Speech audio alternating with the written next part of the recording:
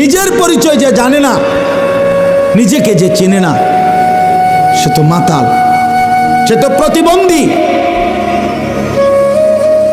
আজ আমরা আত্মপরিচয় জানি না, আত্মসম্মান চিনি না।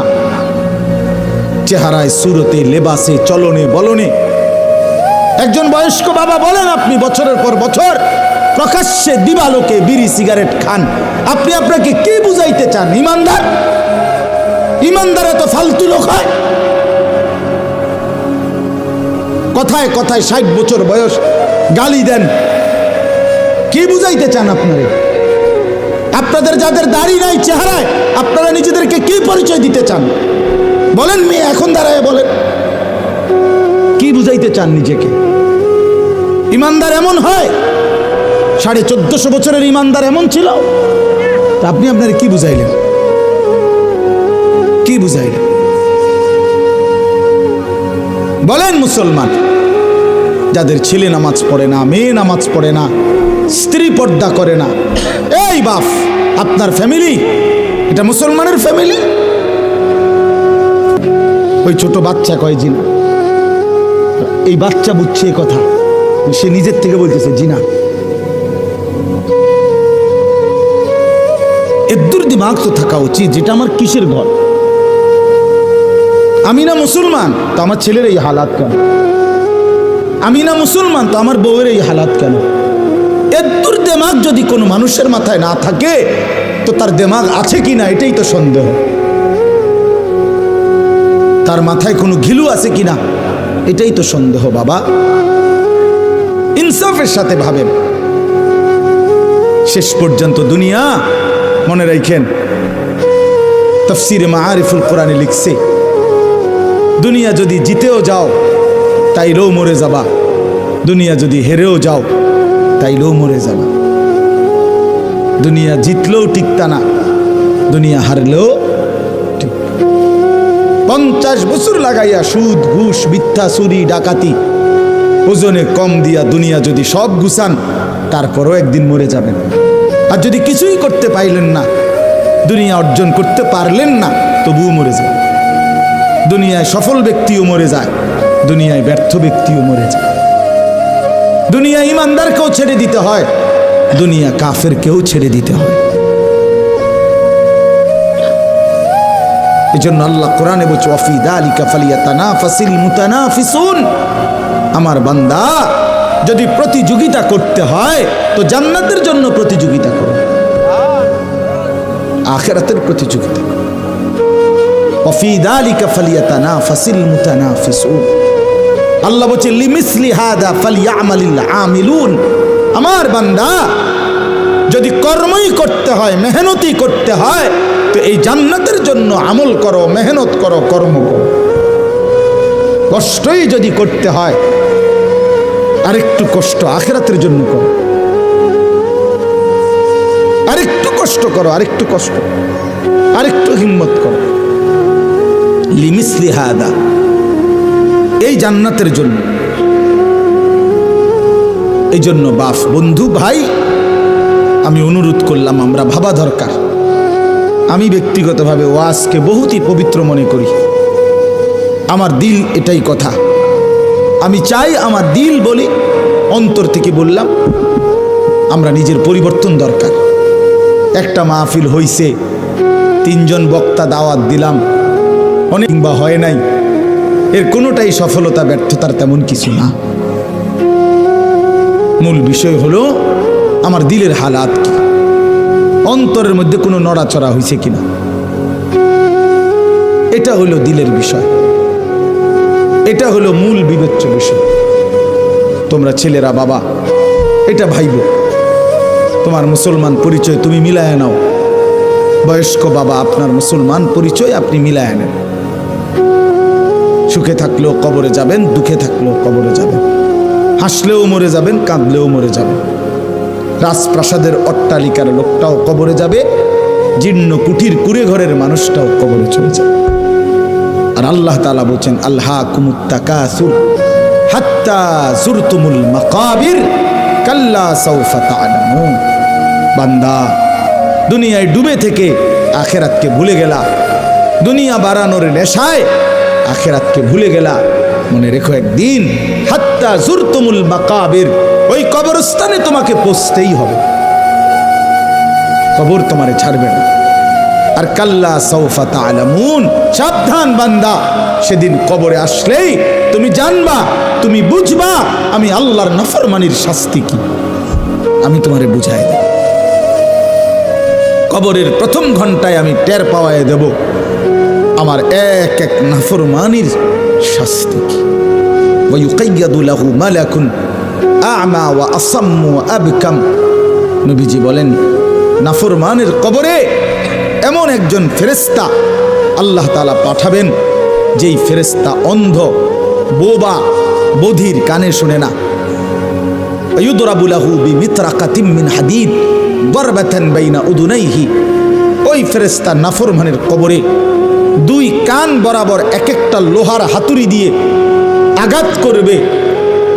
ফায়াসিহু সাইহাতান, নাফরমান এত জোরে চিৎকার করবে, ইয়াসমাউহা মান ইয়ালিহি ইল্লা সাকালাইন, নবী বলেন মানুষ এবং জিন ব্যতীত আল্লাহর সমস্ত সৃষ্টি বেঈমানের চিৎকার শুনতে পাবে।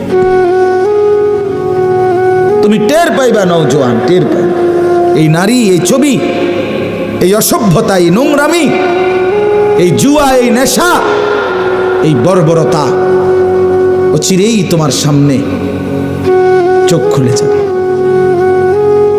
আমার শায়েখ আল্লামা মুফতি মুশতাকুন নবী সাহেব বলে, জীবিত মানুষ এখন চোখ খুললে আখিরাত দেখে না,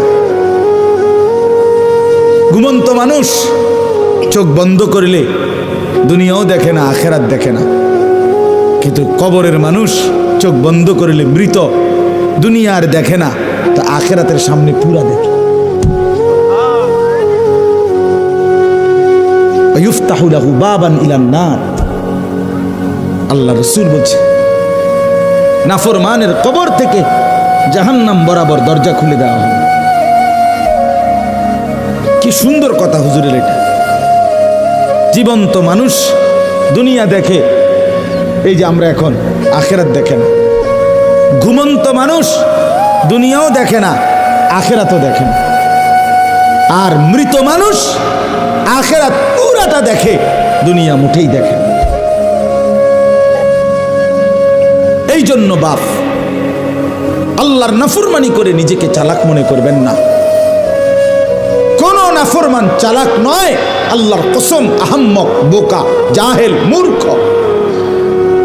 কোরআন শরীফে আছে সূরা ইউসুফের তাফসিরে ইবনে কাসিরে, কুল্লু মান আসাল্লাহ ফাহুয়া জাহিল, যে আল্লাহর নাফরমানি করে সেই মূর্খ, জাহেল।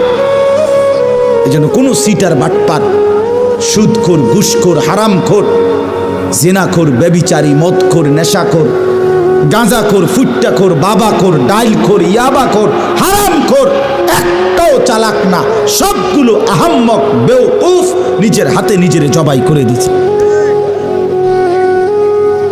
কোনো বেপর্দা নারী চালাক না, ওই বেহায়া অসভ্য নারী নিজের নিজে বরবাদ করে দিছে, নিজের আগুন নিজে জ্বালায় দিছে, নিজের জাহান্নাম নিজে লাগায় দিছে, নিজের আগুন নিজে লাগায় দিছে। এ যেন নিজেই নিজে আত্মহত্যা করছে।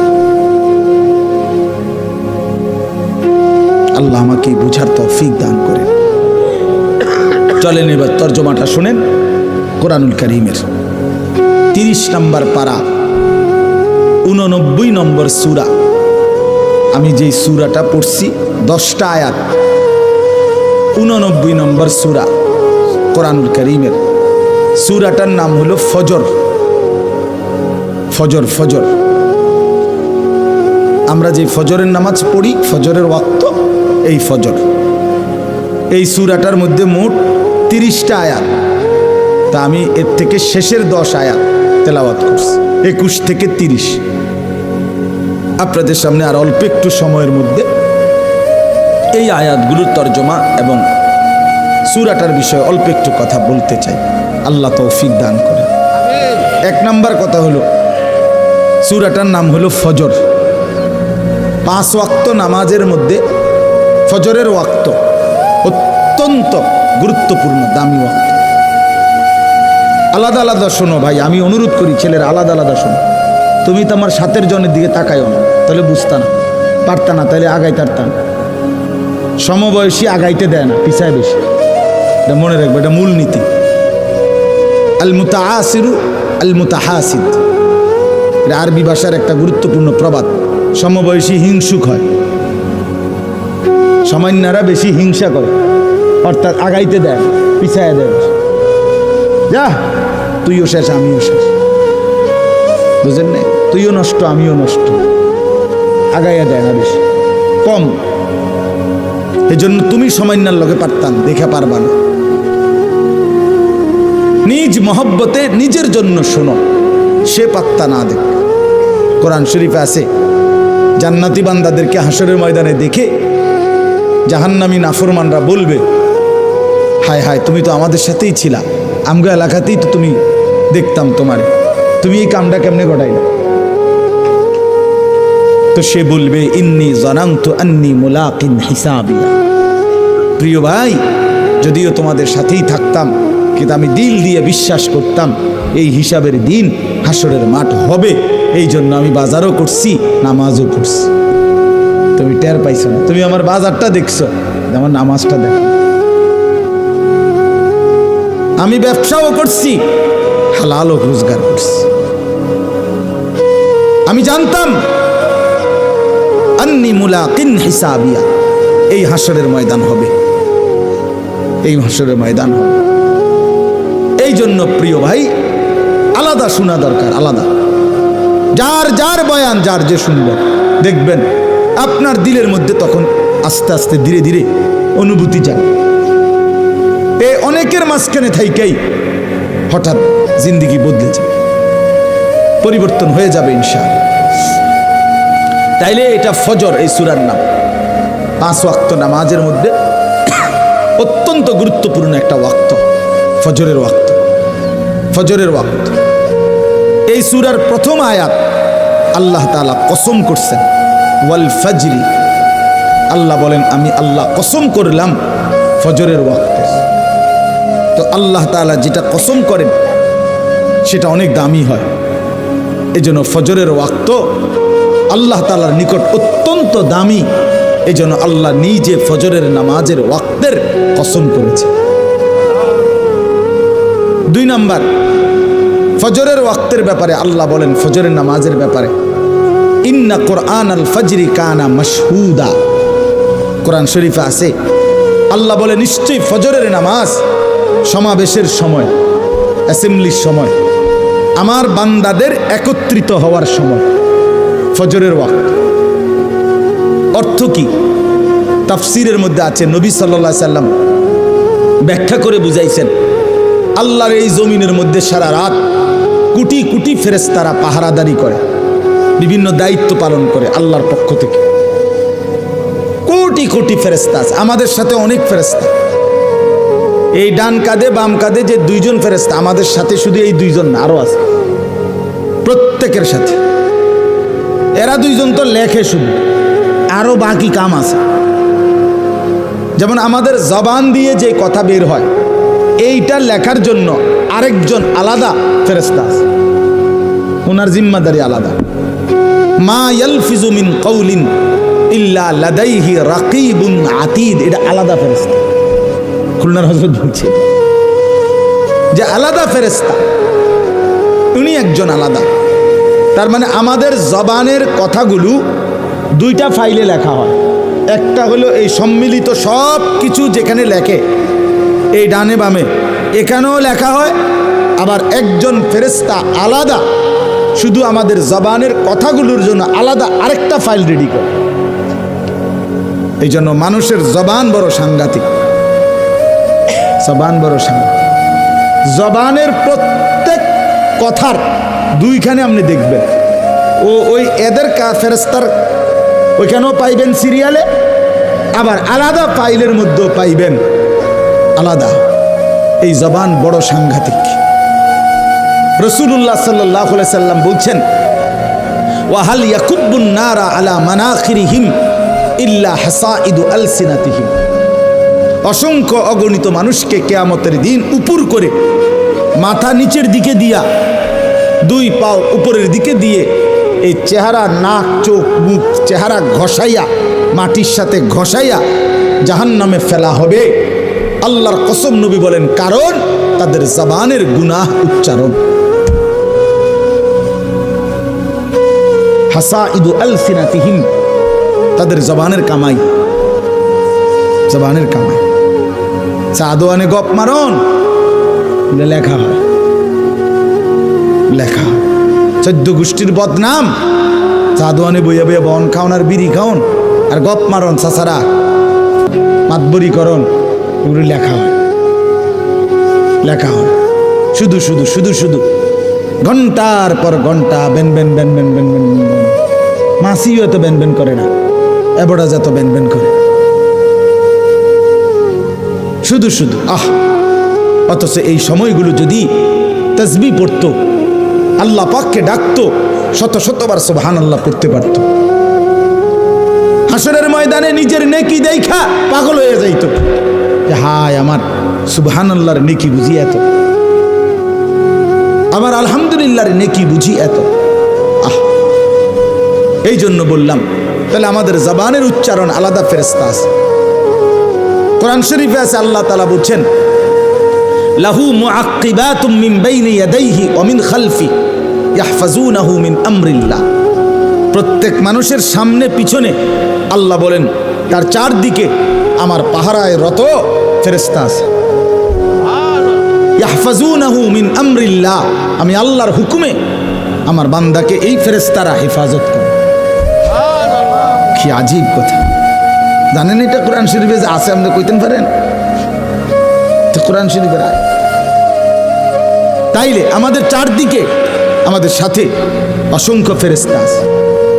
আল্লাহর এই জমিনে কোটি কোটি ফেরেশতা আছে। এই সারা রাত এরা ডিউটি করে।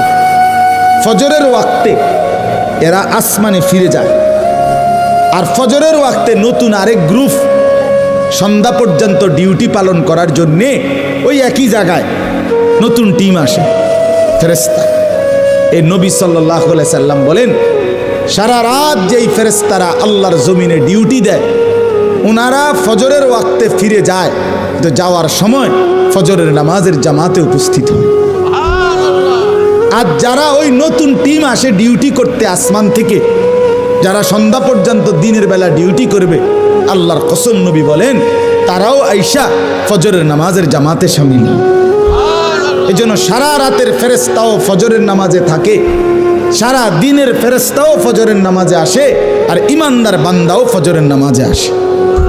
এই জন্য আল্লাহ বলছেন, ফজরের ওয়াক্ত হলো আমার ইমানদার বান্দার, সমস্ত বান্দা আমার ফেরেশতা এদের একত্রিত হওয়ার সময়।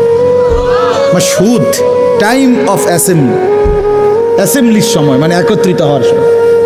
ওই যে প্রতিষ্ঠানের অ্যাসেম্বলি হয়, ক্লাস টাইমের আধা ঘন্টা 20 মিনিট আগে খোলা জায়গার মধ্যে টিচার, ছাত্র, শিক্ষক, স্টাফ সব দাঁড়ায় না, দাঁড়াই অ্যাসেম্বলি করে, নির্দিষ্ট কিছু কাজ করে করে এরপরে যার যে রুমে যায়।